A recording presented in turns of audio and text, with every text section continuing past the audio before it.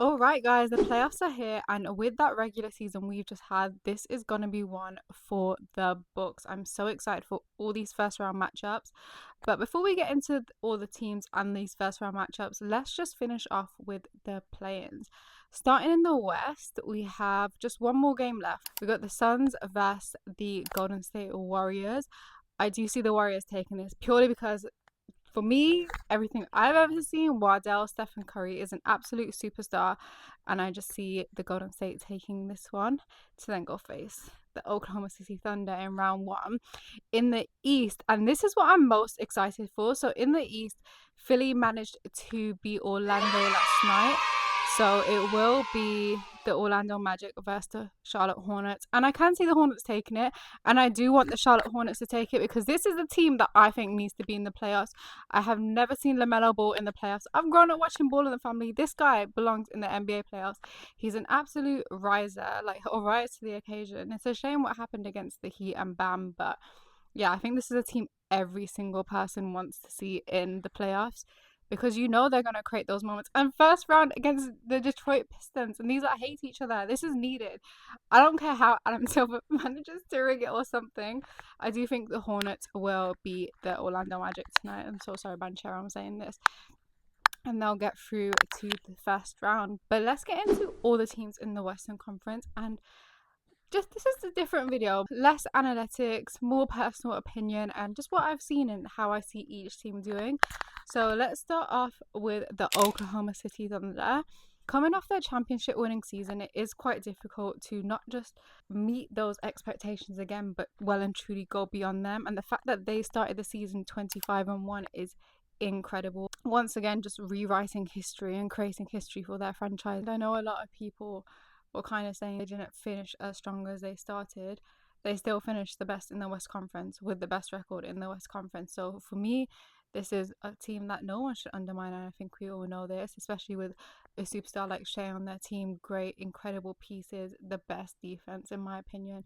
This is a team that everyone has to watch out for, and they'll never make it an easy matchup, especially with J-Dub on the ropes to come back to. This is just always one to watch out for, and no matter who they play, the game will be going to game 7. If it's not a sweep, it's going to game 7. The OKC have to play against, whether it's the Warriors or somehow the Suns manage to get themselves in. I think the Warriors would be able to steal a game purely because of Steph, but other than that, I think OKC in 4 or 5. Next, we've got the Denver Nuggets, and I know I don't want to call this team slept on because it genuinely has the best player in the flipping league on it, or one of the best players on the league with Jokic. But this is just one of those playoff rising teams. I don't know if you guys have noticed, but past few months, every single individual on that team has managed to step up. And they have Nikola Jokic, which basically is a cheat code. This guy, his basketball IQ is incredible. If he's on the floor, you're basically not going to be winning. And they can basically take any team to game 7 and win, especially with all of their playoff experience. So I don't know if a lot of people have the Nuggets doing so well in this year's playoffs, but I'll be honest, I do. So we've got the Denver Nuggets facing the Timberwolves. And guys, I'm actually so upset that this matchup is happening so soon. Purely because it's such... Oh, the Timberwolves are actually such a good team. They've got size, they've got good defense, they've got Ant, who's always a joy to watch. So it's going to be an incredible first round matchup. It's a shame, like I said, it's a shame it's the first round matchup. But I do have Denver winning it. And I do have the Timberwolves taking Denver to 7. Like, I do think they'll get a game or two. But I just can't see them winning it. But once again, this is a shame. I know Ant will always have something to prove as well, so I'm excited for this one. Okay, it's such a shame. So our next matchup in the first round is going to be the Lakers and Rockets. In terms of the Lakers, it is a shame that they're facing all those injuries with Luka and Austin Reeves out. LeBron, I know LeBron will try to do his best, but I just can't see him and the other supporting cast currently around him getting anywhere further than round 1. If Luka comes back, that's a completely different story, but I just don't know where things are with that. So I don't really see them beating the Houston Rockets. And I'll be honest, I did have very high expectations for the Houston Rockets coming into this season. They personally didn't meet my expectations, but they did finish the season strong, bar their losses to the Timberwolves. on top of that, although the rest of the team might be inexperienced, they do have Kevin Durant, who is one of the greatest the NBA has ever seen and one of the greatest player performers of all time, as I talk about in my other YouTube video, Got Debate Ended. Purely because of injuries on the Lakers side, I do see the Rockets taking this, but I don't really see the Rockets getting much further than that, if I am completely honest. But yeah, this will be a good matchup regardless. I know LeBron will still show some fight. Wow, wow, wow. San Antonio Spurs. I had the Spurs doing decent this season, but I think the way they've played and the jump they've taken has actually shocked us all. And I don't know about you guys, but I'm absolutely in love with the San Antonio Spurs. Like, I really am. And I hate to be that person to also egg it on, but they're fucking incredible. I love Wemby. I love Stefan Castle. I think it's an amazing team unit. On top of that, they've got their vets. They've got De'Aaron Fox. They've got some experience. I know people always say that you need experience. You need to, go through that playoff loss to then come back and then win it. But I think everything about the San Antonio Spurs screams anomaly. And Wemby himself is such an anomaly. And me personally, they've got it on both ends of the court. They play defense. They can get their shots off. On top of that, they've got an amazing crowd atmosphere. And of course, that matters during the playoff home court advantage. Their coach is incredible. And like I said, it's just such an anomaly that I think maybe they potentially could do it this season. Not comparing Wemby to MJ in any way, shape, or form, but this is Wemby's third season. I believe MJ won his first championship after his sixth, seventh season. I don't quote me on that. I probably will put a correction here. But it's what says the San Antonio Spurs can't do it? They literally beat OKC in all their regular season games. Everyone's too scared to get into the paint when Wemby's there, bar Cooper Flag and a few other players. But what says that the San Antonio Spurs can't do it this season? Yeah, overall, just a very good closing team. And like I said, I'm just excited to see what they do. And the San Antonio Spurs will be facing the Portland Trailblazers. I don't think the Trailblazers are going to do anything. I think this one's just a straight sweep. Sorry, but yeah.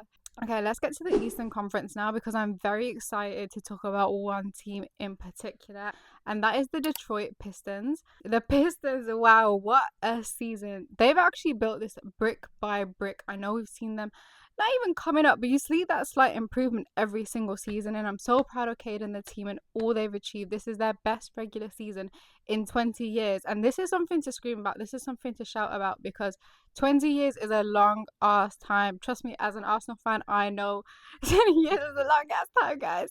They were the number one seed in the Eastern Conference, and that is very good considering there's actually some strong teams in the East, guys, especially with the Boston Celtics obviously wanting to claw their way back to the top. Me personally, I might sound a bit biased, but I do want them to do really well.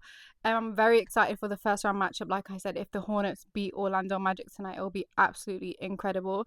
I know people say they lack experience, but for me personally, this team is so experienced on both ends of the floor, especially on the defensive end. And that's kind of what kept them in the game when they had their star player Cade out. So with Cade back in the playoffs, this is going to be very fun. It's going to be such a great team to watch, and they're going to give anyone a run for their money. And they're also a team with depth. So I think depth is a huge thing when it comes to the playoffs. And a lot of teams in the West have very good depth. I think that's something the teams in the East might struggle a bit with. And like I said, they have very good defense, but their net rating is also one of the highest in the league. And I don't want to call them a sleeper, but yeah, you should not sleep on Detroit. And like I said, that first round against the Charlotte Hornets is going to be incredible. Next, we got the Cavs. So with Cleveland, I'm always a bit unsure because they've got that star power, they've got size, they've got Mobley. They know Mitchell is not one to shy away from big moments, so I know he'll come in clutch. In terms of Harden, we'll just see how it works because this is still a fairly new team. So we'll see how the chemistry goes in the playoffs. Purely because I just think they had an average regular season, like bang average, nothing that amazed me too much. They're still quite weak on the transition as well. So we'll see, because the playoffs is always a different beast. And players always seem to up at a level in the playoffs. Teams up at a level because there's so much at stake. So we'll see how they do. They will be facing the Toronto Raptors. Now, I know the Raptors had a very good finish to the season, and they're a very gritty, aggressive team, which we'll see how the Cavs actually handle that. I know they don't have as much size as the Cavs, but they can put up a fair fight. I wouldn't say I wrote off the Raptors, but they're a bit inconsistent to me when it came to the regular season. But like I said, the playoffs are a completely different ball game. And if they're smart, they can capitalize on the Cavs being weak in transition. So we'll just see how this matchup goes. I do think they can take it to game 7. And this is the Raptors' first time back in the playoffs in 4 seasons. So I think big moments call for players to step up, and we'll see how they do, because I wouldn't put it past, like, it's not impossible for the Raptors to beat the Cleveland Cavaliers at all, in my personal opinion. Now we've got the Atlanta Hawks, and I'm so happy for the Hawks, especially after they lost Trae Young this season. I feel like Nickeil Alexander-Walker has came in, and this is just the definition of playing your role as he did on the Timberwolves. But when you get your moment like he did on the Hawks, to step up and shine, and that's literally what he's done. Jalen Johnson's been incredible too. Jonathan Kuminga has been given a new chance on the Hawks, and I just want to see what this team do. They are playing the Knicks first round, and that's kind of good, because I know it's not Trae involved, and I know the Knicks hate Trae, but these two franchises have faced each other in the playoffs before, and it's always been quite good. So I just want to see how they do. The Hawks do have a very shaky defense that the Knicks can capitalize on, especially with all their shooters and Jalen Brunson, who won't feel bad for punishing these little mistakes. So yeah, I do think that they can push this series to a game 7. And like I said, now we've got the New York Knicks. I always want the Knicks to do something, purely because I just want it for their fans. Like, I really just feel like they deserve to experience something incredible like that. They've got a star in Jalen Brunson. They've got Josh Hart. They've got Kat. I feel like they've got all the components, and they have a very, very, very strong squad depth. Like I said, that's what you need in the playoffs too. A lot more than people realize. And I do feel like this is a team that people may underestimate, but that's purely because their offense can get really predictable, so it's a lot easier for teams to break them down. So I do hope they have something different and just little tricks up their sleeves for the playoffs, because I don't know, like I said, this shit runs off energy, and the energy in Madison Square Garden during the playoffs is 10 out of 10. So yeah, I do think the Knicks will beat the Hawks. Whether they take it to game 7 or not, we'll see.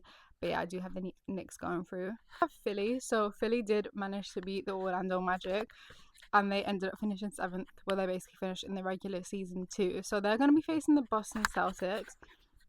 I did see Philly fans chanting, "We want Boston." I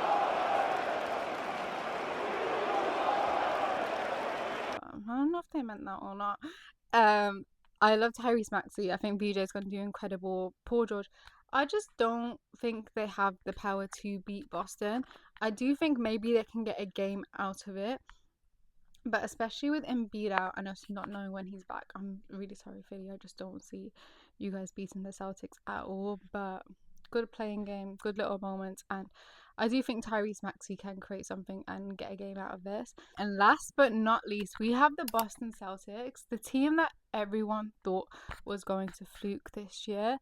They not only showed up, but they had one of the best seasons in the entire league, and that's without their star player for the first few months. But before we get into that, I just want to talk about Jaylen Brown and the incredible season he's had, because for people to think that they were going to fluke, and for him to stand up and say, "I know you lot have got the wrong person, because my team is not about to fluke," and show up, show out every night.